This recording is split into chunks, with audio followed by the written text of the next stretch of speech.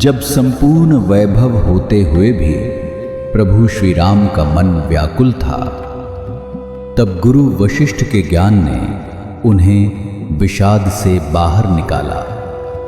सुनिए बकुल जी की वाणी में। स्वागत है। जय श्री राम। आज 6 मार्च है। आज के श्लोक क्या कहते हैं देखते हैं। चिद्दने नैकताम एत्य यदा तिष्ठति निश्चलः शाम्यन् व्यवहरन् वापि तदा सशांत उच्यते। श्लोक का अर्थ है, जब कोई असीम चेतना के अद्वैत में अपने को दृढ़ता से स्थिर कर लेता है, तब वह अपने आप को शांति में स्थित समझता है।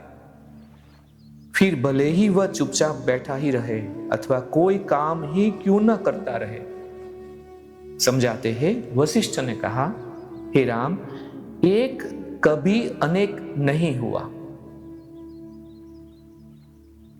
जब बहुत से दिए एक दूसरे की सहायता से जला दिए जाते हैं, तो उन सब में एक ही लौ रहती है। इसी प्रकार एक ब्रह्म ही अनेक प्रतीत होता है। जब कोई अनेकता की अवास्तविकता पर विचार करता है, तो वह दुखों से मुक्त हो जाता है। जीव चेतना की सीमितता के अतिरिक्त और कुछ नहीं। जब सीमितता जाती रहती है, तब शांति विराजती है। वैसे ही जैसे जूता पहने हुए व्यक्ति को सारी पटरी ही चर्ममयी प्रतीत होती है। यह संसार क्या है? आकृति के सिवा कुछ नहीं। वैसे ही जैसे केले के तने में पत्तों के सिवा कुछ नहीं होता।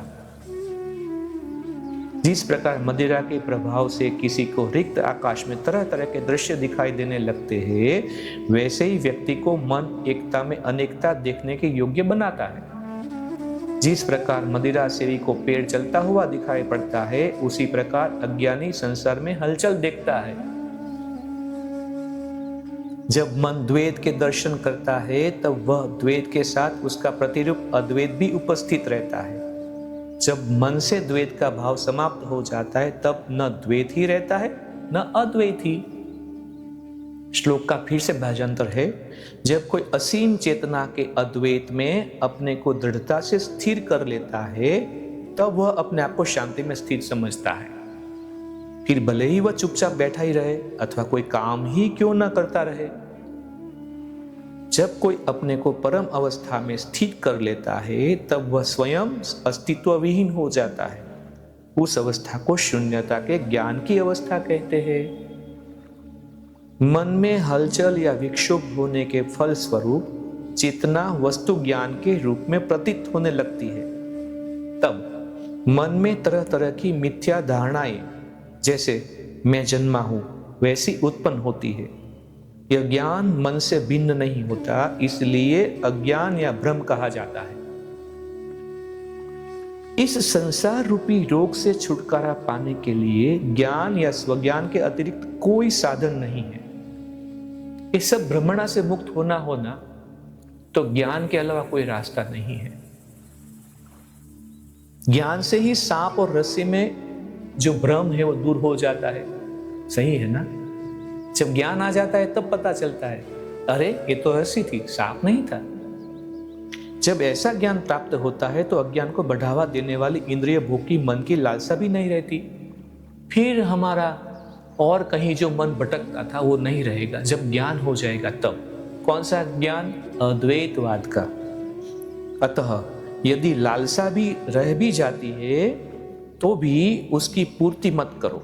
उसमें कौन सी परेशानी है? फिर भी कहीं अगर कोई लालसा रह गई है, तो उनको ज्यादा बढ़ावा, उनको पानी नहीं पिलाना है। अगर नहीं पिलाओगे तो आपको क्या नुकसान? तो कुछ होने वाला है नहीं। ये जानना भी एक बहुत बड़ी बात है। जब मन पदार्थों की कल्पना करता है, तब मन में हलचल या विक्षोभ होता है। यदि पदार्थ या विचार मन में ही नहीं रहता, तो न हलचल ही रहती है। जब हलचल है तब संसार की दृश्य होगा। जब हलचल नहीं होगी तब संसार भी नहीं रहेगा। विचार की हलचल को ही जीव, कार्य और कारण कहते हैं। संसार की प्रतीति का यही कारण है। इसके बाद काया की सृष्टि होती है।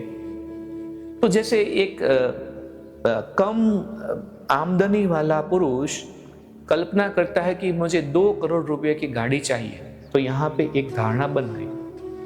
फिर वो पाने के लिए जितने भी उनको कावे दावे पैतरे करने पड़ेंगे वो संसार बनाएगा, फिर कार्य में आ जाएगा। उसके लिए जो जो करना पड़े, क्या क्या कुछ नया बिजनेस भी चालू करना पड़े, जो भी है वो।